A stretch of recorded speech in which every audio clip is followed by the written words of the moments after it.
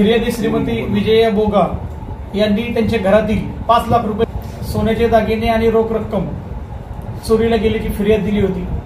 त्यानंतर अवघ्या 4 तासामध्ये PSI श्री नितीन शिंदे व गुन्हे प्रकटीकरण पथकाचे त्यांचे सर्व कर्मचारी यांनी परिश्रम घेऊन तत्काळ आणि बातमीदारांमार्फत आणि त्यांचं कौशल्य वापरून हा गुन्हा फक्त 4 तासामध्ये उघडकीस आणून सर्व 5 लाख रुपयाची दागिने आणि रक्कम हस्तगत केलेली आहे।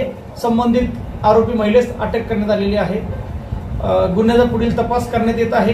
ही कामगिरी करण्यामध्ये आमच्या सोलापूर शहराचे आयुक्त माननीय राजकुमार सर यांनी मार्गदर्शन केलेलं आहे। त्याचप्रमाणे DCP माननीय कबाडी सर, ACP श्री गवारी साहेब आणि PI श्री ढवळे साहेब यांनी सुद्धा उघडकीस आणण्यामध्ये मार्गदर्शन केलेलं आहे।